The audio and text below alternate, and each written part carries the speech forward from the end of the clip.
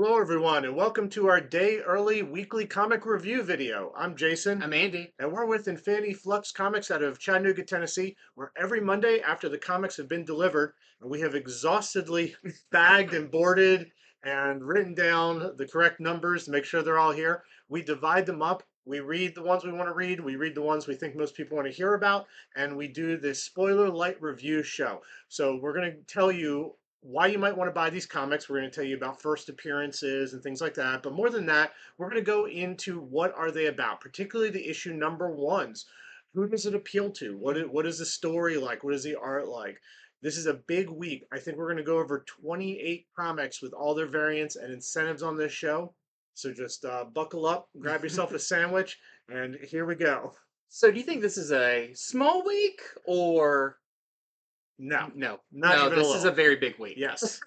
With the one you're about to do, maybe the biggest comic of the week. Yeah, for sure. And I'm so happy that people are so excited about this because finally we have Gargoyles #1, or Disney's Gargoyles, from Dynamite. So yeah, it's real interesting. I've had so many people ask me, well, why does Disney owns Marvel and why isn't it?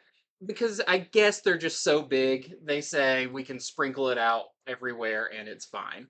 Yeah. They like to have their fingers in all the Yeah, pies. on things they're not sure they want to move forward on, if another company comes to them and says, "Hey, can we buy the rights Yeah. to try our version?" Sometimes they allow it. And I mean that's smart because this is just a comic. If the comic does well, maybe Disney will do something animated or movie Yeah. that might make them even more money. Yeah, so this is a much beloved franchise. Came out right after Batman the Animated Series, hype and all that. Very dark. Y'all probably know about gargoyles, so I don't have to recap everything, but it does follow this group of gargoyles in Manhattan. I would say most of this issue is, if I say recap, it's not in a bad way. It is natural in the storytelling of this first issue, but it's it kind of catches you up on everything that's happened through the first two seasons of Gargoyles. Because I believe, from what I read behind the scenes, this is written by Greg Weisman, who is the creator and original writer of the Gargoyles TV show. He's done a lot of great comic work since then. He wasn't really associated with season 3 of Gargoyles, and so he kind of discounts that. So I believe this actually would pick up after season 2. Gargoyles has a gas leak season. Yeah, yeah, it has one that we don't talk about. But you get all your favorite characters back. You see kind of how the relationships are, and this is, set in, I would say, the like far future from where that left off.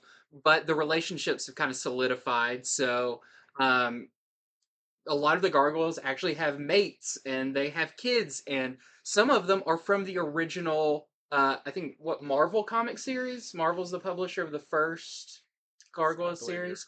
right. Some of those characters that were kids in that have grown up, so this is kind of a continuation of the show and the original comic series.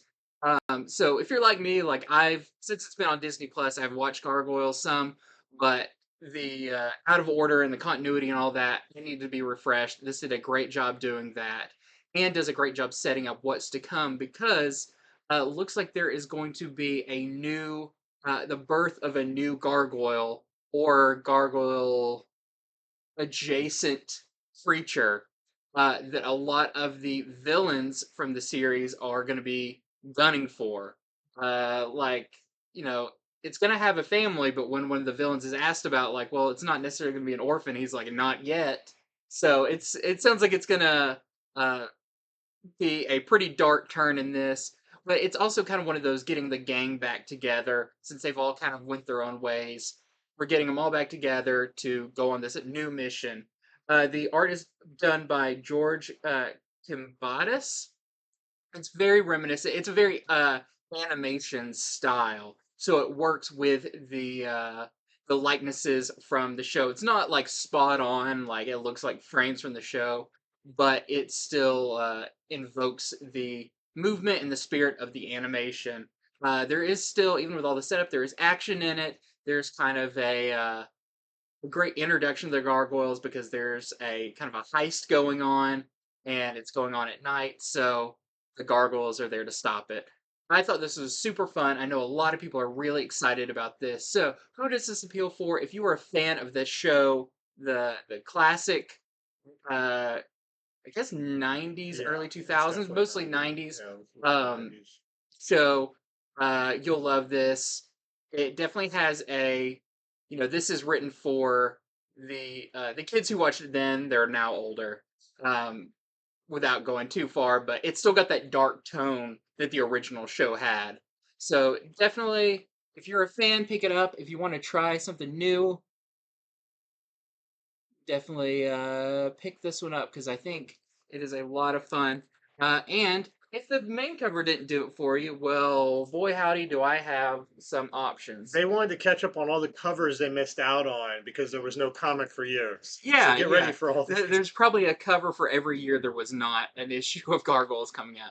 So we have this awesome Perio variant with Goliath. And yeah, this doesn't just use those main cast of Gargoyles. This digs deep into the later seasons, so you get appearances from the Gargoyles from around the world that appeared in the second season. We've got this Amanda Connor variant. I think she really nails She the does. animation That looks style. like right out of the. That would Yeah. be like a picture on one of the boxes, Yeah. one of the VHS boxes We've or got DVD. the Lyrics variant. We've got the Fleeks variant. Of course, Fleeks is kind of drawn himself into a corner. Every cover he does, you got to have like house cats and dogs on it. Yeah, he's good with the expressions Yeah. though. And then we've got, if not more, incentives. So we have a 1 in 10 Moderia variant. This was actually the original cover for that Marvel series. Yep. Yeah, they switched out. So it now says Dynamite over there. But this is the original Marvel series. A pretty expensive book now. Pretty hard to track down. And that is, we're selling that to our customers for $10. It just has that frame around it that makes it Bordering. different. Yeah. Then we have a black and white David Nakayama variant for $10. I believe that's also this is a 1 in 15. We have a 1 in 10 Perio black and white for $10 for our customers. See if I can get through all these. We have a 1 in 10 Combatus variant. So this is your interior artist. We're selling this one for $10. You can see some of the other characters that are not kind of in your main line in the back there. So very cool for that. Classic group looking up at the camera. I was about to say it's kind of a Justice League International. You're right. Homage. Okay, you're right. That It is might like be. Justice League International. This is the 1 in 10 black and white version of that. They don't have the arms $10. crossed. They're not saying like edgy things. Yeah, yeah. Then we have the 1 in 10 black and white. Actually, it's almost like a black and purple Amanda Connor for $10. Still going. We have a 1 in 25 virgin version of that Combatus cover for $20. And we've got, here's a different one for you. This is a 1 in 30. This one's really cool. Action figure variant. I believe that's the what the old box art for the action figures looked like also. Did you hear Goliath's voice when you were reading the Oh comic? yeah, yeah. This we are selling this one for $20. We've got a 1 in 75 black and white Amanda Connor variant that we're selling to our customers for $40. We still have more. We still have more. It's getting bigger. We have the 1 in 100 Perio Virgin variant. This one is $50. We promise this isn't all Gargoyle show. There are other comics coming up. Oh, and this is our last one. This is the 1 in 150 Lyrics Virgin variant that we're selling to our customers for $65. So if you love Gargoyles, this is your week. If you love variants, this is really. And if you love Gargoyles and variants, then you're just like dying a happy person. Okay, so there is a brand new Miles Morales Spider-Man series that just started. His previous series, it went pretty far. It just ended. This has the new creative team of Cody Ziegler doing the writing with Federico Vincentini doing the art. So the first thing I should tell you is, yes, this does have a first appearance. It has the first appearance of a new character. She is a girl named Reneem, and she's around Miles' age, and I'm going to go ahead and say it looks like she's going to be a villain. Maybe she won't be, but I think she's going to be a villain. In fact, rumor has it her name is eventually. It's not in this book, but I've been reading other things online that eventually she's going to turn into a character named Rabble. Rabble? Yeah, like a Okay. rabble rouser. It's the So- only term I know with rabble is rabble rouser. So it sounds like she's going to be a villain. Okay, so what else happens in this issue? So Miles is done with all the clone stuff. That was, a lot of what the last series was about. That's all sort of behind him now, and he's back to fighting criminals and going to school. This issue has a lot of action. It's a lot of him fighting some street criminals. Scorpions in it. And the art is really good with the action as well. It's a lot of action art, but then there's also parts where he's at school, he gets in trouble at school. You'll have to see what that's all about. He actually deserves it this time, kind of. It's a little bit of a misunderstanding, but he's a little bit of a jerk to a teacher. So, and then more with his family life. That's a lot of what sets him aside from Peter Parker Spider-Man is his age and the fact that he's still in school and stuff like that. He's younger than Parker ever was in Spider-Man, pretty much. And so I'm glad that the new writing has taken him that way without forgetting about all the action. There's also other personal parts, like he does a lot of journaling. So instead of just internal monologue, you get to read from his journal. But they don't overdo that. I'm glad. Sometimes it's like, I love books, but I'm reading a comic. Yeah. With this, it's just little moments that would have been internal narration done in journal style. So, really, though, the main question I think you're going to wonder at the end of this is, who is this new character, Reneem? You get some final pages. She's in it earlier, but the final pages reveal something that looks nefarious about her that's going to make you think, okay, what is going on? I need to check out these coming issues to see who is she? Does she know Miles? Like, what's happening here? So that's generally the setup for Miles Morales, Spider-Man #1. And yes, this has a good bit of variance too. Not a gargoyles amount. I think we're coming up with a new term here. Here is the Sajik variant. Then, or I'm sorry, wait. That's the Del Mundo. That's the Del Mundo Yes, graffiti. the variant. Del Mundo graffiti variant on the back of Kingpin. I like that. Then we have the Bengal variant. We have the Coipel variant.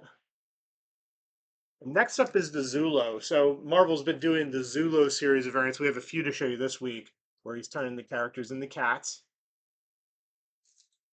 Then, of course, another favorite at Marvel Studios, the Momoko variant. But he's not wearing that suit anymore, right? No, he's back to his classic suit. Yeah, that suit was, I think, just sort of the previous team's incarnation. And there is a Blanca variant. Always good to have your blank variants. Artists do things on them and sign them. Here is the 1 in 25 Vincentini variant that we're selling to our customers for $20. And yes, basically this scene does happen in it. He does go up against Scorpion. So not a Goliath amount of variants. No. I think that might have been the one I have with the most, actually. Okay, well, next up we have another big book. A lot of big ones came out this week. This is Dark Web #1. It's also called Dark Web Dusk. So you're going to go from dusk till dawn. Dawn, I believe, is going to be the last issue in the Dark Web. But before I get into what it's about, it is noted at the end, there's kind of a letter from the editor page that this is not, there's not like Dark Web 1 through 6 or anything like that. It's going to have these bookends. It's going to go into several different titles, but they say in the like you don't have to read all of them. I think there's 18 tie-ins, but it's like you don't have to read these. If you care about these characters, you can follow them over here. If you like these characters, follow them over here. It's not going to require you to read all of them, which I think is very nice of them to be like not pushing them on up front. That this is going to be as much or as little as you want of Dark Web. So we've been leading to Dark Web in a lot of the books. Amazing Spider-Man, some X-Men stuff, and Venom have all been leading up to this. Also, like Gold Goblin and all that. But this is kind of the big point. We've already seen the meeting between Chasm and Madeline Pryor in Limbo. We kind of knew they're both clones and they're both upset about it. Right. They've had tough lives because of it. Yeah, essentially, it's like once people found out they're not the real ones, they're like, "Oh, you're not the real ones. Ah, we don't care about you. None of your memories matter. Any of that."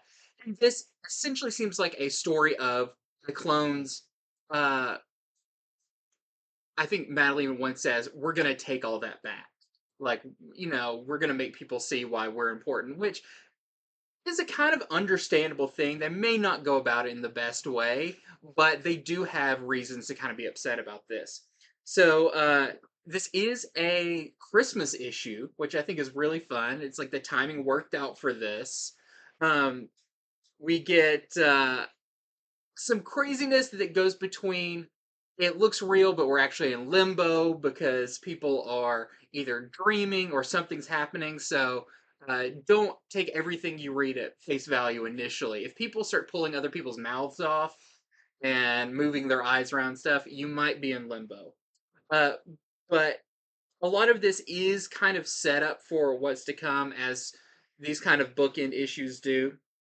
But we do catch up with our kind of whole Spider-Man cast are at a um, birthday party for Harry Osborn, but Harry Osborn is dead. Like he died a while ago. So this was all funded by Norman Osborn, who is after Sin Eater turned over a new leaf. He's I wouldn't say he's a good guy, but he's definitely changed his ways, even though he feels really guilty about what he did. Um, but of course, things don't go well. We get more teases to the Mary Jane, Peter Parker, what happened. Like, even somebody who's there was like, "Oh, where's the new squeeze, Mary Jane?" She's like, "He's at home with the kids," and they're like, "Kids, what?" And she's like, "I'll explain it to you," and then they cut away. It's like they're really dragging out this what's going on with Mary Jane, but there's a there's something that happens in Limbo. Even if I say it, it's not a spoiler, and you'll have to read to find out. Madeline Pryor starts playing a big demonic piano, and something about this, I'm not like the most familiar with Limbo and all this stuff going on there. This may have appeared before, but by doing that, it starts affecting things in the real world, like buildings turn into monsters and statues turn into monsters. It's very weird, and some of the more magic attuned characters start noting this. Specifically, Magic. Magic can tell this is some Limbo stuff going on. So we know all this is leading to a lot of the characters getting sucked into Limbo. Even that doesn't quite happen yet. You can see how it happens, but this is just kicking that off. The other thing is Venom has been brought into this with Madeline Pryor's promise of she's going to get Dylan back to Eddie. And by doing that, it seems like he's giving up a lot of control to her um, with the suit. So much so that at the last page, you will see something that is very much harkens back to classic Venom, which is something we haven't seen in a long time. That monster hunting Spider-Man Venom. Very interesting. So a fun first issue. It is a lot of setup, but I feel like it's necessary. There is a lot of action in this with all of the crazy monsters, but mostly catching you up with what's going on with everybody. So that is Dark Web #1. We also have a Momoko variant. We have, this is the Hernandez homage variant to the John Romita Jr. cover. Yeah, it makes it Spider-Man 100 or 200. Something like It that. was one of the anniversary ones. We have this Carlos Gomez variant, where you kind of see our cast of characters there. So it's 100. And we have this 1 in 25 Stegman wraparound cover that we're selling to our customers for $25. Okay, so I read Batman issue number 130. This is the end of the failsafe arc. What a arc this has been. Failsafe has been just a brutal, brutal villain, taking on not just Batman, but the whole Bat family and Superman, and pretty much besting them for the most part. So this, of course, is by the team the new team as of this arc, Yeah. which was Zdarsky and Jimenez. And yeah, I think they hit the ground just rolling fast. Mhm. So anyhow, last issue, Batman was sort of stranded in space. This issue, you get to see how is he going to survive. Just that premise alone, Batman stranded in space. That sounds great to me because it's one of the best things about Batman. He's very resourceful. He's very intelligent. Straps like two asteroids together and makes like a backpack out of You'll them. have to see it. And of course, it is thrilling. It's really cool. But after that, how is he going to survive Failsafe? Failsafe is coming. He does have some time to plan. He has learned a few things. But I mean, Failsafe's just been kicking their butts the whole time. Mhm. So I'll tell you, this is the end of the arc. So you're going to expect, okay, well, he'll figure it out. He'll beat Mhm. Failsafe. I'll just say it is not that simple. And even though this does end the arc technically, it doesn't really end things completely. Something sort of like jaw dropping happens at the end where you're like, no way, that can't be. But there is a hint that it is more than it seems. Mm. You're definitely, if you've been enjoying it and you like this issue too, you're gonna be like, okay, well, that sucks. I have to wait for next issue to see what happens next, even though it's a new arc. So let's just say everything with Failsafe is not wrapped up with a bow whatsoever, which I think is good because I think Failsafe has been a really awesome villain. I mean, it's basically an indestructible Batman. Mhm. So, and there is another battle between Failsafe and Superman. So, that's all I will say. I don't think I have to sell this book any further. So, the variants here is the Sajik variant. Everyone wants to draw the dinosaur in the Yeah. Batcave. And then we have the Braga and Mori holiday card variant. I like that one. Yeah. We have the Gelato variant. And then we've got the Man and Mori Spawn variant. Batman and Spawn together on a comic cover. We're gonna have a lot of those, and there's even more that we're not showing. Just know when you go into your store, you're gonna be surrounded by Spawn. And then there's the 1 in 25 Marquez variant we are selling to our customers for $15. And then lastly, there is the Jock Gold Foil variant. It's a 1 in 50 we are selling to our customers for $40. And all the books have quite a few variants this week. Except my next one actually doesn't have any variants. This is Dark Crisis Warzone #1. This is a one shot. A lot of DC books has actually done things called war zones before. That's now becoming kind of a common uh, title for these supplementary books that happen during events. So this is an anthology book in the going on during the Dark Crisis story, specifically during the big battle that's going on between our heroes and Deathstroke's army and Pariah's army of the enslaved supervillains. So this is a little bit bigger than a regular issue. It's $5.99, and it's a anthology. So we've got a story. It starts off with a story about Iris and Linda, uh, which Linda has her new speed powers. Yep, it's been theorized in the latest Flash how that happened. Yeah. If you're reading Flash, you know what I mean. Yeah, so there's a story with them which is really fun. It's written by Jeremy Adams, who's your Flash writer, about them actually saving people during this big fight, and it's really funny. They basically at one point go into they save some kids, go into the armory of the Fortress of Solid or the Justice League headquarters. They're basically like shopping spree, and even the kids get a couple of bat helmets. So really fun story there.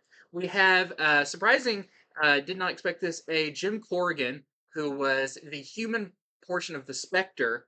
A story with him, and there's been a big specter being controlled, and he has to basically come to terms with that That's by Frank Thierry. I have a feeling we're going to be seeing more Spectre coming up because of what happens in this one.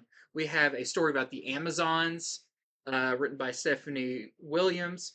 We have a Green Lantern story by Matthew Rosenberg, and I think the big one in this is the Red Canary story, which is the final story written by Delilah S. Dawson about Red Canary finally meeting Black Canary. In the middle of this battlefield, she finally gets to meet Black Canary and kind of express to her like, why am I doing this? Why I chose to be a canary? Why like you're my hero? You get a lot of backstory on Red Canary and when she decided to pick up the mantle of this and what all this means and how great it is that Black Canary immediately treats her like an equal. It's a really good story. I feel like pick it up for any reason. That's definitely the one. So no big like first appearances or anything, but if you kind of want to dig deeper in some of these characters, especially Red Canary, this is a really good a little extra bit of Dark Crisis before we get the last issue coming up soon. Okay, so my first indie book I'll go over today is All Against All #1. I think the interior art is represented pretty well on this cover. I always like to be able to say that, you know. Some covers look so different than the actual art style inside. This is done by writer Alex Packnadel with art by Casper Wingard. And so the premise for this is truly an indie book premise. This is set in post-apocalyptic Earth, okay? Meaning it's after the fall of humanity. Mankind is basically gone, and aliens have come to our destroyed planet, and they are harvesting its genetic resources. And some of that is they are taking genes from the fiercest animals who have survived this apocalypse. You know, like we might be dead, but there's a bear over there, there's a tiger, and they're able to take these genes they're harvesting and create these suits that they put on that they use to go to war and to fight each other and to fight other things. Um, well, guess what? There is one human still left, and that human kind of sees what they're doing and has decided that he is going to bring them down. Wow. So that is the premise. Uh, it's very artfully told, though. It's told in an indie way. It's not like super linear, like you have to extrapolate. You have to be into that. The art is very kinetic and scratchy with the coloring. There's a lot of green and blue and red pastels. Mm. So that is what All Against All is about, and hopefully I have connected that with the right person for it. You know, that weird sci-fi story, you know, where you're gonna have one person in it and the aliens are talking, but the human really isn't. Okay, I mean, who do they have to talk to? Do they because they make suits based off animals? They have like a big robotic bear suit. No, it's like they take aspects of the animals and morph them together with Okay. other things they probably got from other planets. So it just looks like these fierce, you know, alien Okay. big thing with claws. So here is our only variant for it. This is the Phillips variant for All Against All. Okay, and another book this week, an indie book that I'm gonna try my best to describe because it's pretty out there, but I enjoyed it. This is Hexware #1. It's a good cover. It's a very good cover. It is written by Tim Seeley, who I'm a big Tim Seeley fan. I like Hack Slash. He's written some like Master Universe stuff, so he is he has been a staple in comics for many years. Um, so what is Hexware about? You definitely get an idea from the cover. It's like, oh, it's like hex, witchy, futuristic. You're not off. I feel like if that appeals to you, you've taken your first step into understanding it. But it kind of goes between two timelines, the past and the future. Not too far.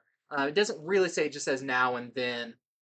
You could guess anywhere between like 10 to 50 years, something like that. Um, and a long dormant android awakens by these people who are trying to steal stuff from this. It seems like a store or a house or something. Um, and they're making a lot of those sci-fi references because it seems like this is one of those settings where a city is like built on top of itself. So you've got the higher ups living really high up, and then as you go further down, they're kind of the slums. And these people apparently physical objects type things are not allowed in the upper levels, so stuff down here has become black market stuff. There's a whole thing to that, but to keep in what the main story is, I'm trying to process all this in my head, remembering things. Um, we see a flashback of this android back when she was kind of a servant droid, kind of just like a just extra helping hands around the house, just polite, programmed to kind of do whatever, clean up. Rosie from the Jetsons. Okay, Yes, she's with you. basically just Rosie from the Jetsons. Now I can only imagine her with that voice. But uh, as this family, it's a higher up family. They're from the upper levels. We want her to be kind of a well-rounded. She ends up reading all the books in their library, including one that she questions about paganism. And she's like, "What is this all about?" And so they kind of explain it. And for some reason, she's kind of gravitizing to it, Gravitates. gravitates towards this paganism book. But something horrible happens to her family that she's working for, and she basically gets like she tries to help out, but everything's gone bad, and they're like, "Just power down, we're done with you." Well, that's when she wakes up later and says, "Huh, I'm gonna try to make things better. I remember those books about witchcraft and paganism that I read. I'm gonna find some of those." And she attempts to, instead of sell her soul, buy a soul. And so it's this story of like an android that got a new soul. She's trying to process that. She picks up like the witch hat and she's like, "I'm gonna try to fit in." It's all very like weird, punk, futuristic. That's the best I can describe this. But it's really fun. It's got a good sense of humor, a very likable, interesting protagonist. So I'm looking forward to reading the next one because I feel like it'll really get into what her job is. Because of course, just like selling your soul, getting a soul doesn't come without a price, and she gets a price she has to pay now that she's somewhat sentient. So that, if that didn't confuse you enough, that is Hexware #1, Image Comics, Tim Seeley. If you like this cover, this is what the interior art looks like. The artist is Scotto Lavina. So very cool. We've got some variants for this. We have the Tim Seeley variant. He's also a great artist. We have the Spawn variant, also by Tim Seeley. Got Spawn and Violator on there. And we have the Mirka and Dolfo variant.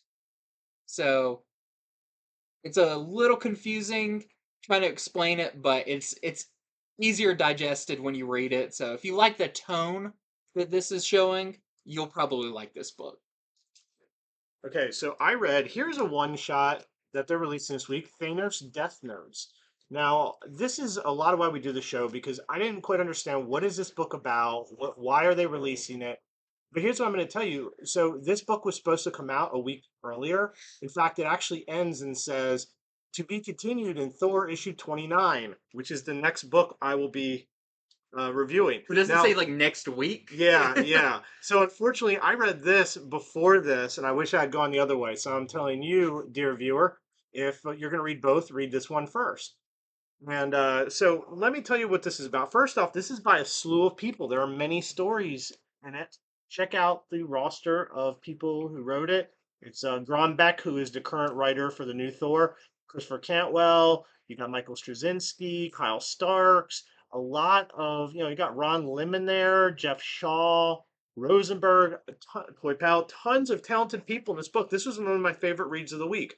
So what this book is about is they're finally getting back to the vision that Black Winter showed Thanos, or showed Thor rather, of Thanos with the Infinity Hammer standing over a decimated mankind, and he had turned all the heroes into like zombie versions of themselves that were following him.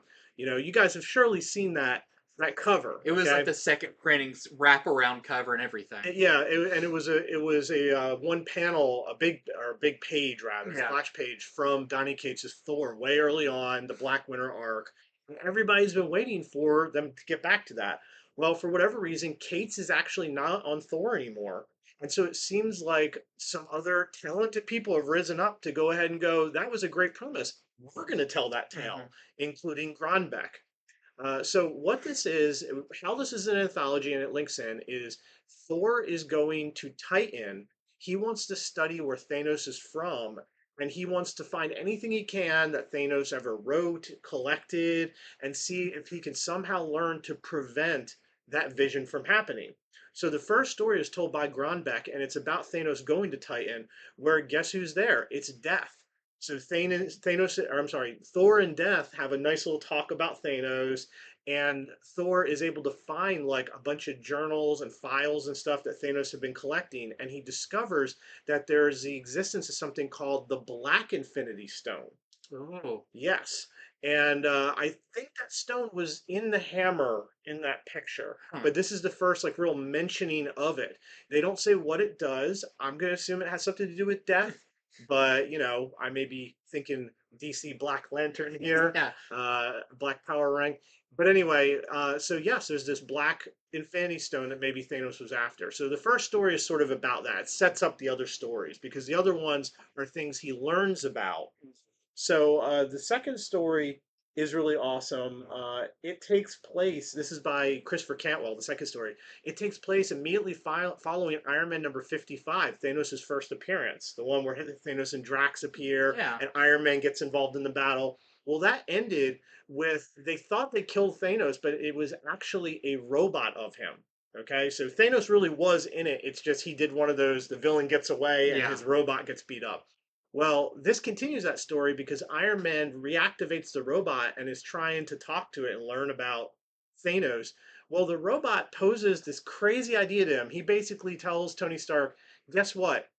You shouldn't destroy me because you don't know this, but my master's already won. We're actually, the life you think you're living, it's a giant simulation.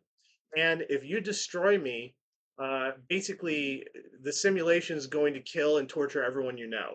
So Tony Stark has to like argue with this thing and try to figure out, is that true? Is it not? Should I destroy this? Should I not? Cool story. It's one of those ones where you can tell a writer like Cantwell is like, this really great idea, and they would never let me do this in a full comic, but in an anthology, I can put that in there.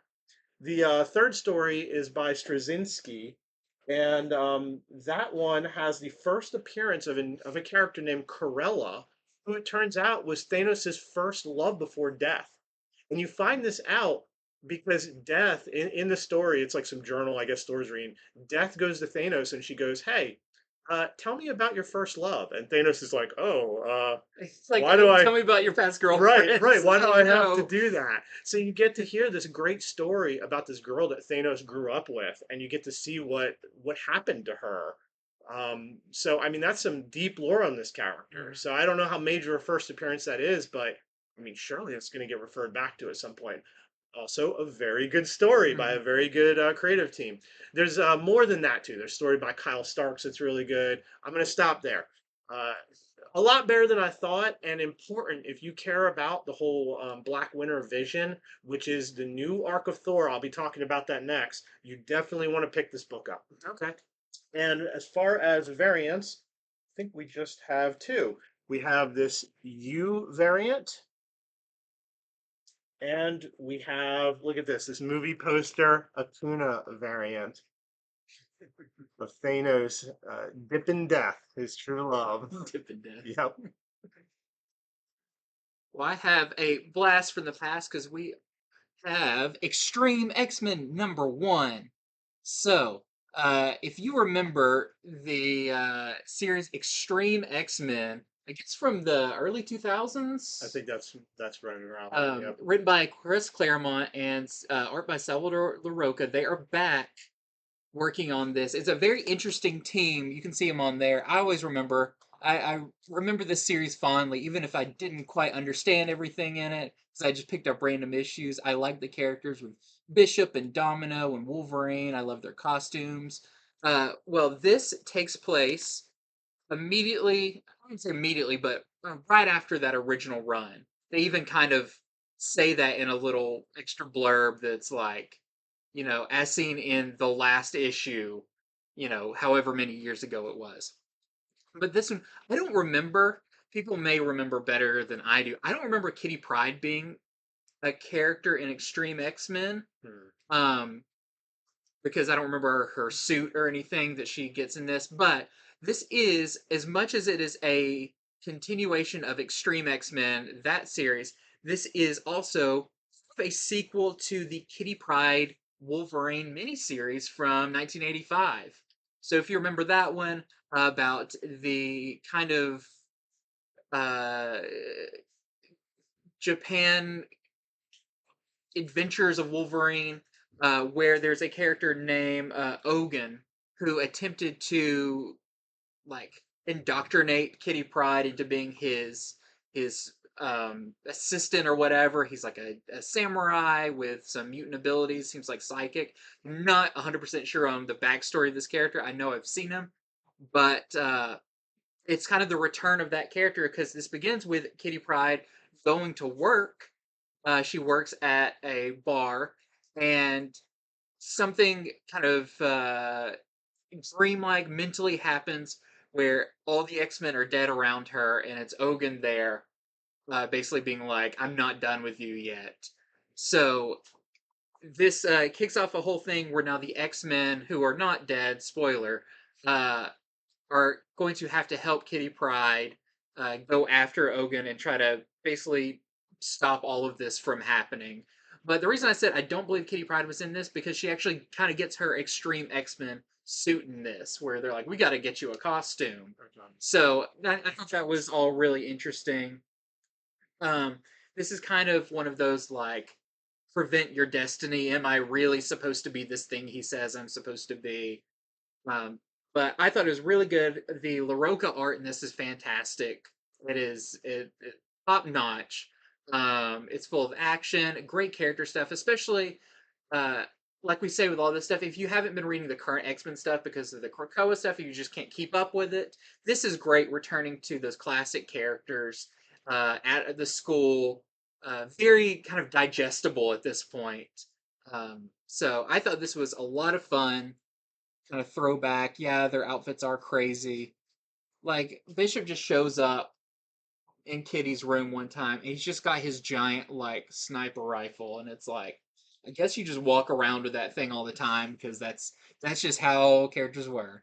But that is our A cover.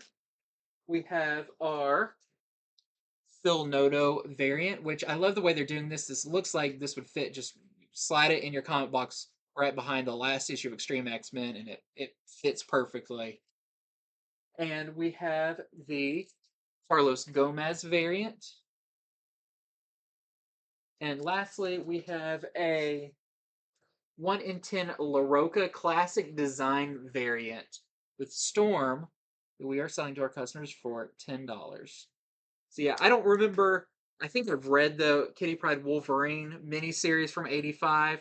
I don't remember a lot about it, but now this makes me want to go back and read that and then read this because it definitely feels like, Claremont's like, I've got my X-Men world and I'm just playing in it. And so I'm going to reference stuff back from that. Still easy to read, but it, like a lot of good books, makes me want to read other books too. So very I cool. want to see the book where Kitty Pryde and Jubilee fight over who's the better friend of Wolverine. Because Wolverine, he's definitely like the big brother Yeah. to both of them in a lot of ways. Okay, so following that Thanos Death Note series, I read Thor issue number 29. So Donny Cates is no longer writing Thor. He has moved on. He has another secret project at Marvel that he has not announced yet, but that he's working on. So this is now being written by Torin Gronbeck, and I have to say, it's a whole new story arc. I think that when you change writers like that, it can be a little dicey. But this issue was really good, and the fact that they're following up the Black Winter stuff, Vision, awesome. Like that's what we've Yeah. all been waiting for. And he's been like, I think, kind of co-writing it for a little while. Yeah, And his name's been in there. yeah, yeah. So the art is still Nick Klein.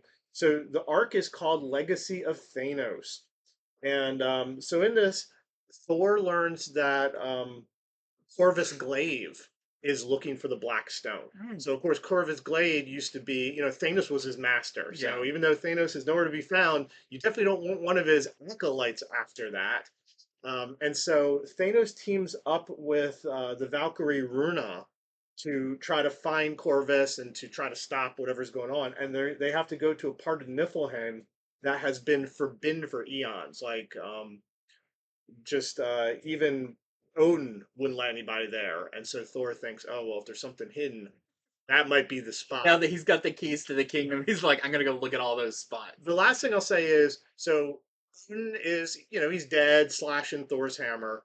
But there is a character, a from long ago character who at one point was worthy, who pops up in the final pages of this. And I'll give some hints. It is not Beta Ray Bill.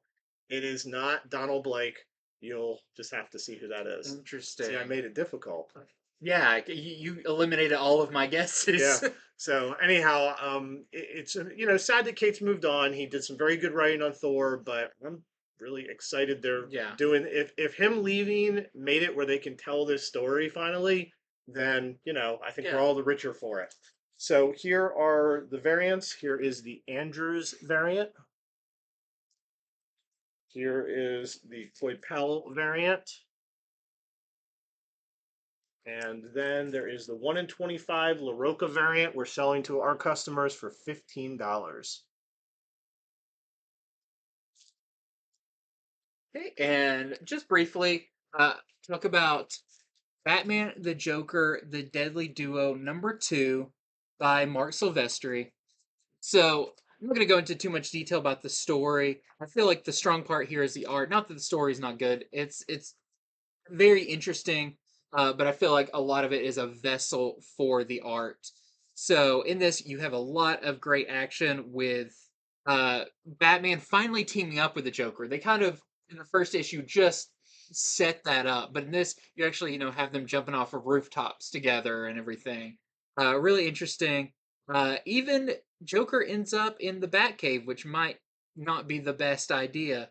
But the other really cool thing about this is Nightwing gets brought in, and Batman and Joker face off against some of those Jokerized monsters going throughout the city, and it doesn't go too well for Batman. So, if you like the first one, check out the second one of Batman the Joker, the Deadly Duo, and we have a lot of good covers for this. So we have the Sajik variant.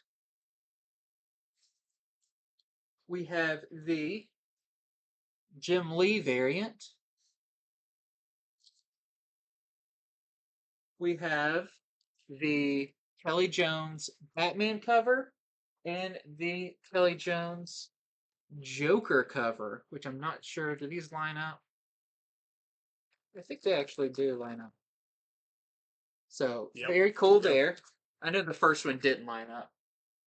Then we have a 1 in 25 Janet Paquette variant that we're selling to our customers for $15. And that is it for that. Okay, so I read Poison Ivy #7. This is the beginning of a new arc. So check out the cover. Ivy is wearing her Shill Baby Shill shirt, and it says Ivy sells out. So what is going on here? Okay, so Poison Ivy has learned about this new company called Future Gas, and they are saying that they're going to extract gasoline from the ground in a way that's more environmentally friendly.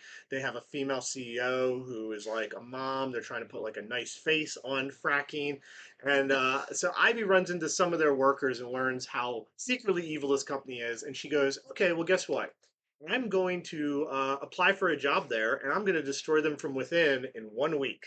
I always like it when there's a premise that simple, and the character even gives himself a timeline. Yeah.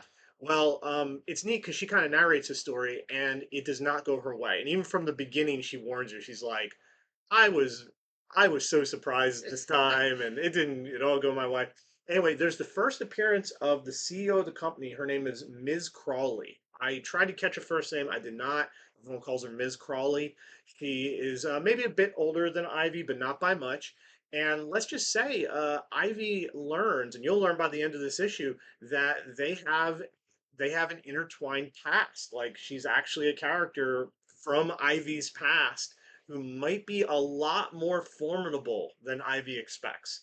So I'm surprised they kind of pulled that out, and I'm out this early in to this arc that this character is that way, and I'm waiting for the next issue to see just how powerful she is. So another a really good issue of Poison Ivy. I quite enjoyed this one, and we have some good variants. Here is the Lyrics variant. You do get to see this form of Ivy. She does kind of attack Ms. Crawley this way.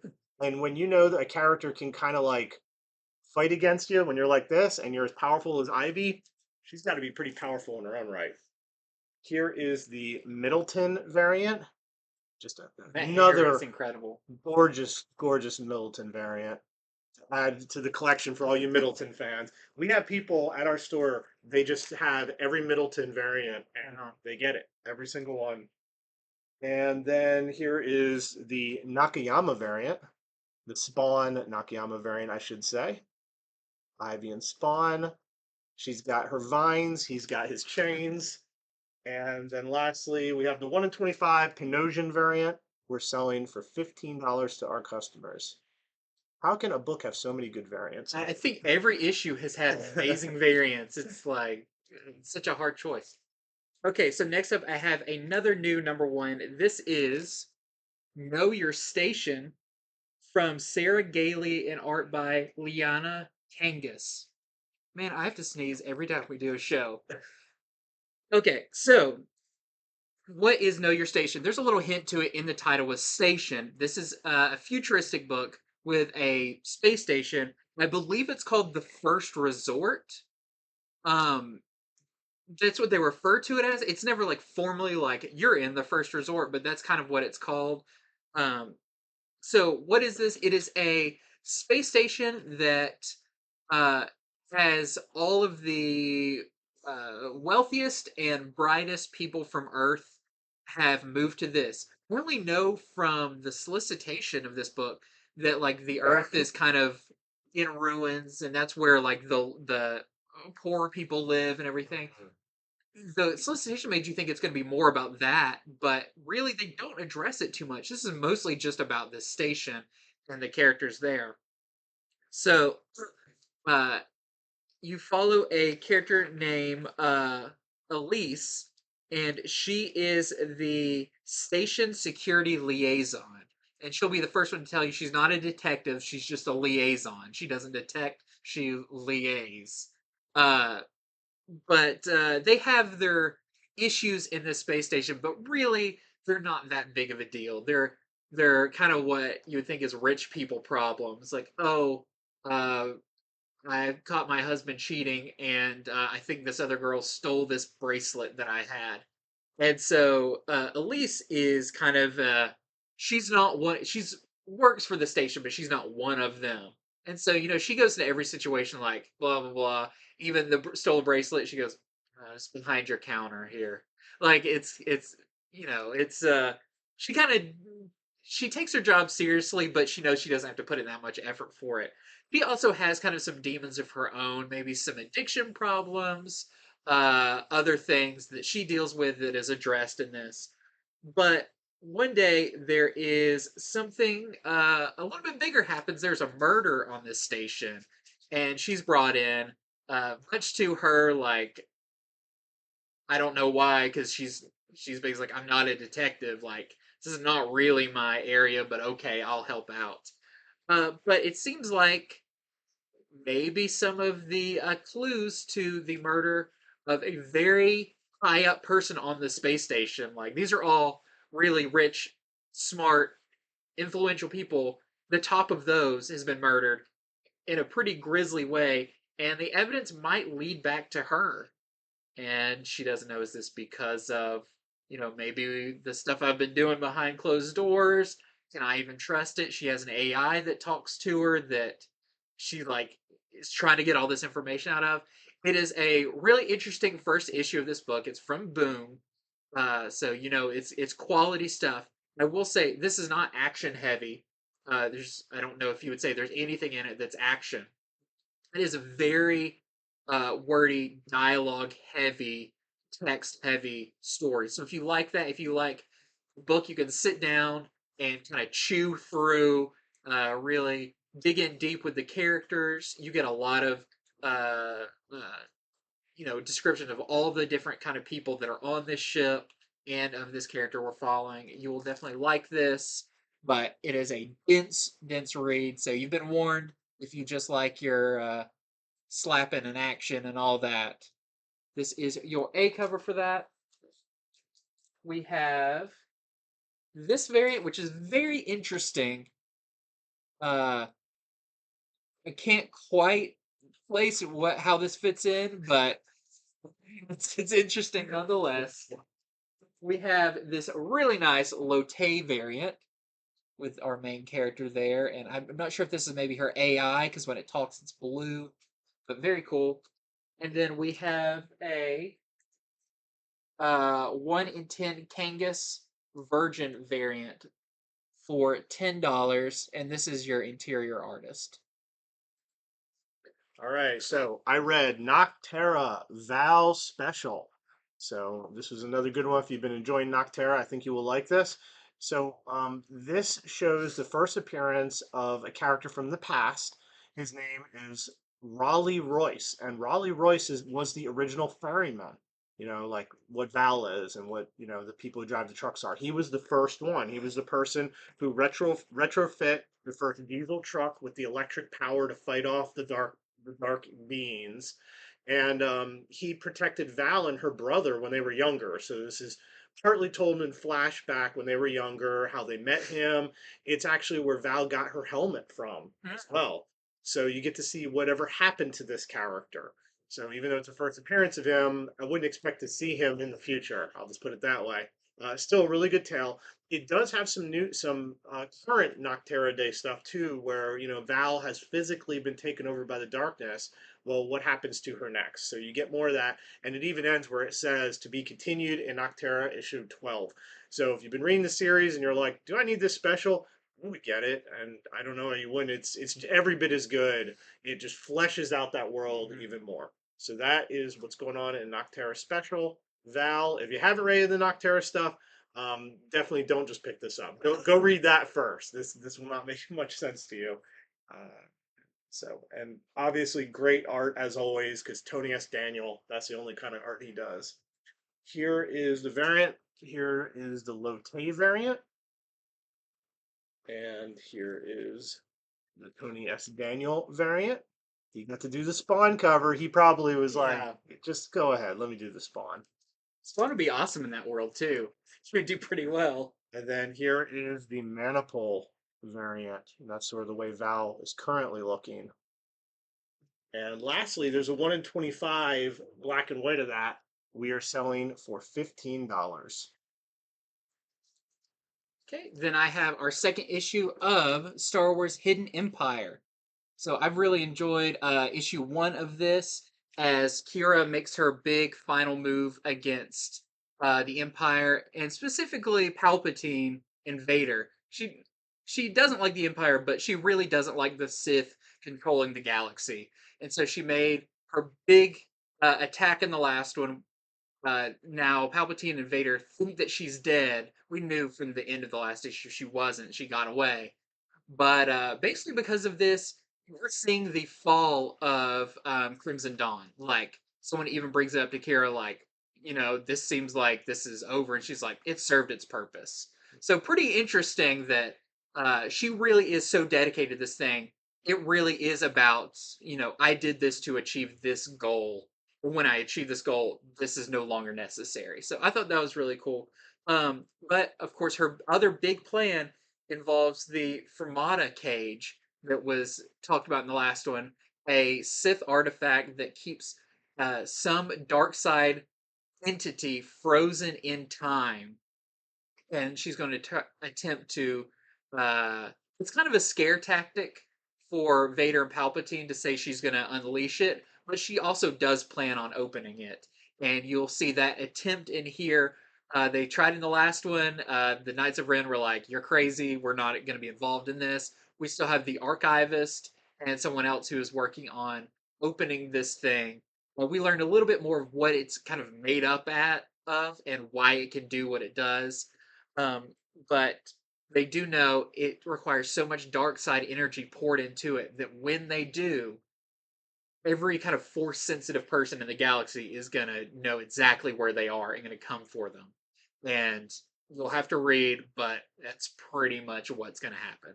So no like first appearances in here. We're still being teased along the way. I feel like this is the story of like what is going to be unleashed at the end. And that could maybe even, go forward in the comics as a big deal going forward. We'll have to see.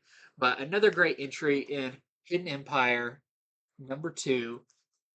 We've got some variants.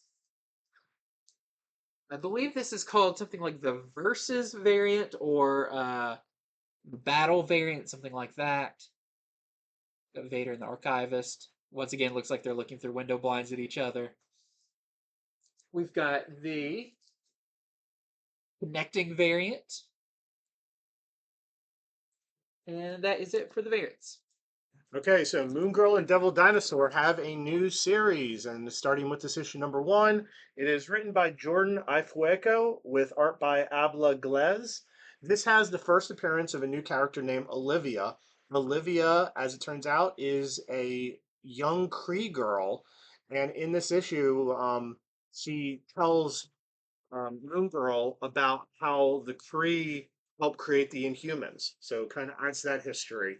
And she has a certain power I'll talk about in a minute. So the premise for this though is because you see Moon Girl on the cover, she's in roller skates. Moon Girl starts a rollerblading Inhumans team.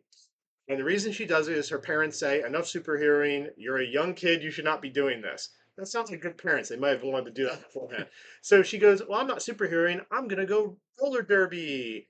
But really, she forms a team so she can get out of the house and she can keep superheroing. So there is a team of Inhuman characters. I think a lot of them are first appearance, but we're talking like not everyone is Inhuman has like a great power. Yeah. Okay. Well, one of them is Olivia, who is really a Kree pretending to be an Inhuman, and she reveals to Moon Girl that she has this power to kind of take over people, and she wants Moon Girl's help and technology so she could spread that power and that they can make the world a better place.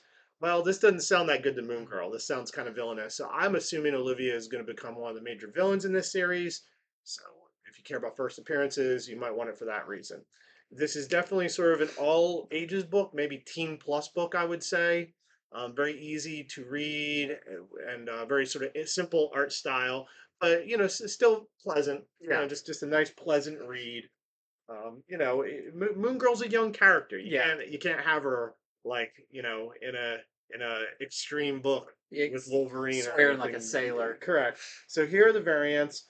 We have the Bradshaw variant.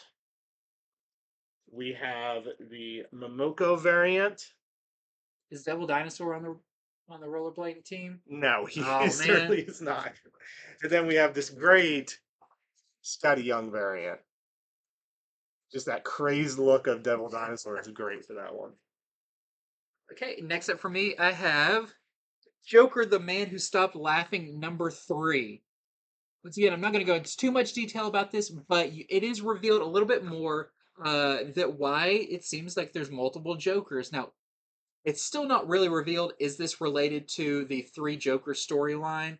But there's some interesting stuff that happens, specifically when one of the Jokers goes to a doctor and is basically like, "I need you to check me out," and he like disrobes, and you see he's just riddled with like bullet holes and like plenty of things that should have killed him. Now, and the doctor's like, "How are you still alive?" And that seems to be one of the mysteries they're setting up is like, what is this Joker and why is he? How can he even still function? So there's little hints of maybe what he is, who he is, but you have to read it to find out. I thought it was a very interesting issue, and it has some of the best variant covers. So this is our Sarmento variant, some Christmassy Christmas variants one. this time, and could have one of the best variant covers I think has ever existed by Libra Mayho. This one is just amazing. So This is just like hits on every cylinder. He's a little Robin boy. It's so creepy, so good. I feel like that one is going to go fast. We also have the Tony Daniel. He got to draw Spawn for two different companies Wow, this week. So that's this is cool. the Joker Spawn variant by Tony Daniel. And we have a 1 in 25 Blue Lobby variant that we're selling to our customers for $15. Okay, so I read the second issue of Fantastic Four. This is by the new creative team of Ryan North with art by Iben Coelho. This is called The Night of Doom. So these are all supposed to be one and done sort of issues. That was sort of what the creative team said when they started the series. This one follows Sue Storm and Mr. Fantastic as they're in this little town where they get attacked by people who shift into Doombots. So they assume, oh, these are Doombots, and they start fighting them. But then halfway through the fight, they turn back into people with no memory of ever being Doombots. No. So is this magical? Is this technological? What is this nightmare? It is definitely eerie. This is played to an eerie sort of theme. And by the end, you will learn what exactly is happening, which is a really interesting tale. It's very Fantastic Four, Doctor Doom, Twilight Zone one shot That's is cool. how I would explain it. So if you're into that, if you don't want the 5, 6 issue storylines, you just want the focus in on a story sort of thing. That's what they're doing in this recent Fantastic Four series. Here are the variants. We got the Alex Ross variant. We have the Teach Momoko variant. Big old jaw. Yeah. And lastly, the Zulo Fantastic Four Fantastic fur. variant. Yeah, there Fantastic you go. fur. There you go. They can take that from me. I won't charge for that. Okay, so next up, a book I really liked. I really liked issue 1 of Secret Invasion, but it continues to be great. I mean, this is a great twist and turn series. In the last one, we find out that there is a family of scrolls that Nick Fury investigates. Maria Hill then shows up. It turns out Nick Fury's a scroll. It's just kind of one of those like who's who. Well, in this one, Maria Hill interrogates the captured scroll, and it's a very unnerving scene where the scroll definitely ends the conversation a lot faster by getting under Maria's skin by transforming into her, and it's very uncomfortable Silence of the Lambs feeling.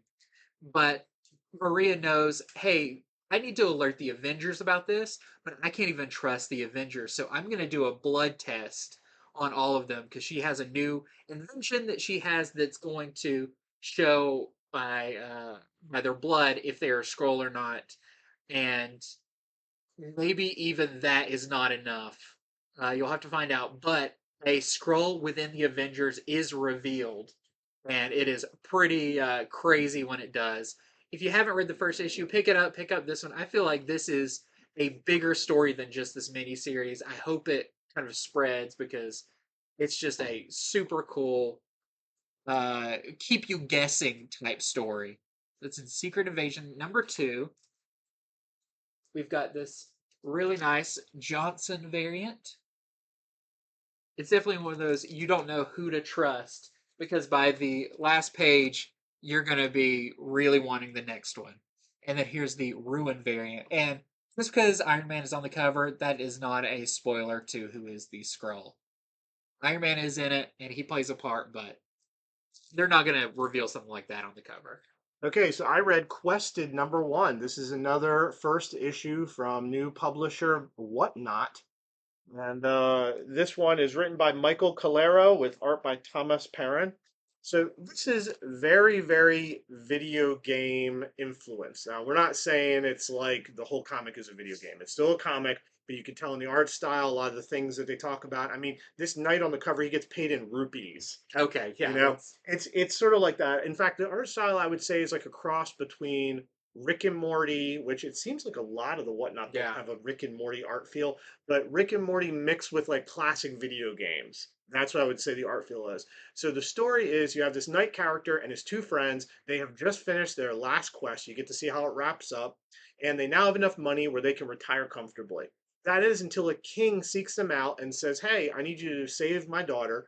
And if you do it, you can have this awesome magical prize. They don't really say what it does. Obviously that's a mystery, and a bunch of money. Well, of course, he goes, fine, one last job. Well, the one last job doesn't go well at all. And that kind of is the setup for where this story is going to go. So if that sounds like your sort of thing, that is what's going on in Quested #1. And let's see, we got variants. We have the Polaro variant. He is your interior artist. We have um, the Ramon variant. That's one of the other character friends, the big guy there. And you've got the Jim Mahfood variant as well. Okay, next up for me is Spider-Man, adjectiveless Spider-Man #3. So we're still dealing with the end of the Spider-Verse storyline as this wasp totem is spreading her evil and taking over a lot of the Spider-Man. In the last issue, it looked like Jessica Drew had been killed and basically turned to nothing. Well, all the spider characters are kind of in a safe house now, talking about, is there anything we can do? And one of the spiders says there might be a way, but it's not even worth telling you. But of course, Peter's like, that's my middle name. Yep. So we learned that there is a totem, the first spider totem, is from Central America, and they have an item called the Golden Spider that can reweave the lost strands of the web. And so it is up to Peter, Anya, and Felicia to go to this place. Very Indiana Jones like. See how Spider-Men and women avoid booby traps is pretty great. All to get this artifact. There's even a joke made about, do we need to like swap it with a bag of sand? So really fun issue of Spider-Man. We've got some variants. We've got this one variant. We've got the Chichetto variant. Okay, so I read Tiger Division issue #2 of this miniseries that follows the 7 superhero South Korean team. This one has the first appearance of a character from Taiguchi's past whose name is Min-Jae, and I'm just going to go and predict Min-Jae is probably going to be the big villain for this series.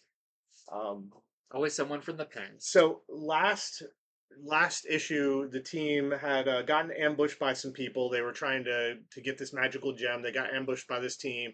This issue, we get to see how that ends. And then we go into Taiguchi's past, where we see him as a kid, and we see this older kid who is Min-Jae, and he leads him into sort of like a child's life of crime, like, we're poor kids, let's steal food, let's steal this and that. And then, of course, they're going to meet again as adults, and it looks like Min-Jae may have something to do with the people who are trying to stop Tiger Division. So it's it's probably more and more of a personal story for Taiguchi, who is sort of their Superman character. So that's what's going on in Tiger Division #2.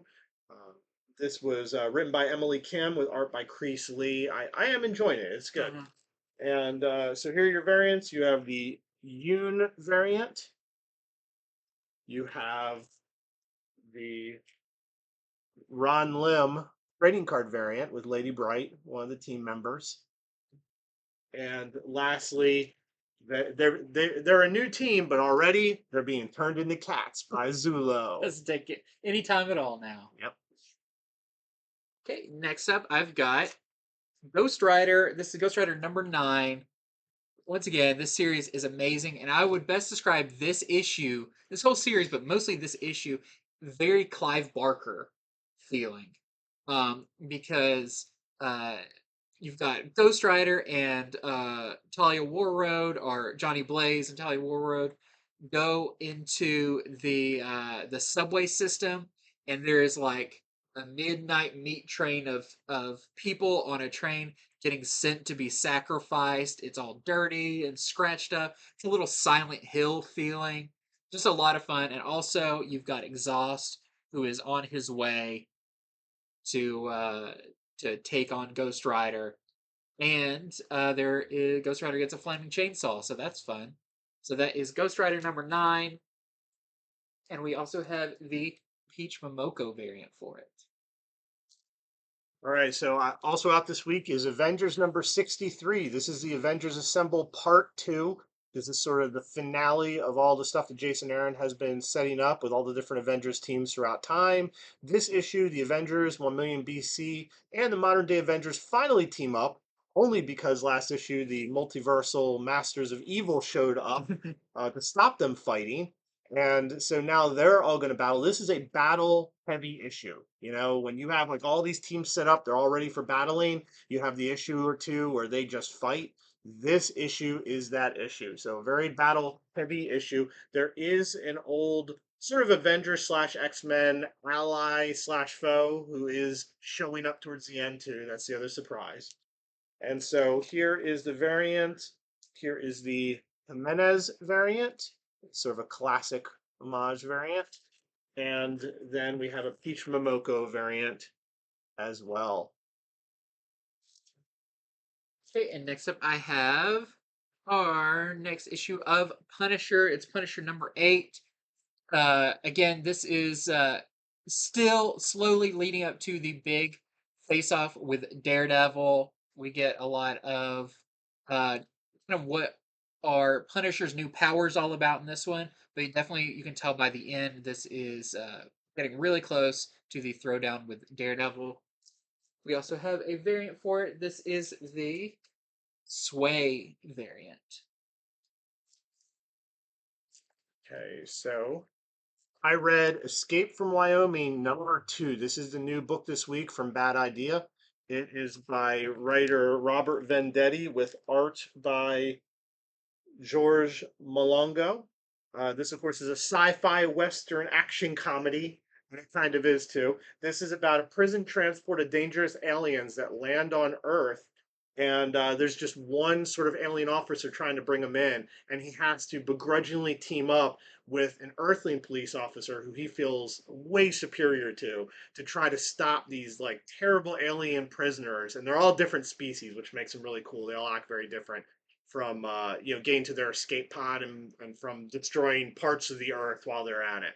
It's a really fun read. That's what I'll say. I quite enjoyed reading it. The art style, and I think they mean this. It's like a real well done webcomic art style. I would say, it's got that modern. This feels like I could be reading this on the internet, but Yeah. not in like it's not in a bad Yeah. way, really. Not So, amateurish. yeah, but if you guys like Vendetti, it is him on his game. He Yeah. is good at writing fun and funny stuff that's fast paced. That's what Escape from Wyoming is like. And my last one And no is variants. yeah, that's their thing. Is Daredevil number 6. And much like my review of Punisher, this is literally ends with Punisher saying we've got to go after Daredevil. That's not a spoiler because we know it's coming. But also, you have, as you can see a little bit on the cover, we knew the Avengers were not too happy with what Daredevil and Electro Daredevil were doing, and Iron Man goes to put a stop to it, and you get a really awesome throwdown between Daredevil and Iron Man. So that is that one. I don't have a variant for this one, but if you're reading Daredevil, also be reading Punisher because it feels like those go hand in hand. All right, so the last book we're going to talk about is Predator. Issue number 5 is out this Wednesday. I didn't have time to read it. I just flipped through it. It is sort of a setup to a big fight issue. It looks like there's going to be a big Predator fight coming up, which is cool. So just want to let you know that this is out this week, and I wanted to show off the variant. Here is the Greg Land variant for Predator number 5. Whew, so many books to go over this week. My stack is literally trying to slide. I know. I've been eyeing it the whole time, being like, "It's gonna fall." I'm a professional. All right. Well, thanks for tuning in. We hope we have done our job in explaining all 28 comics to you, showing off the variants, showing off the incentives, so that when you go in your shop, whatever day you go in, you know what you want, you know what you don't want. You are armed with that knowledge. If you're watching us on YouTube, please hit subscribe. We are over 2K subscribers. Time to muscle our way to 3K at some We point. enjoy it here. No, we have to keep going. Yes. So thank you very much. And we will be back on Friday with Comics from the Future, where we show all the comics that are open order. So thanks for joining us, and we will see you then.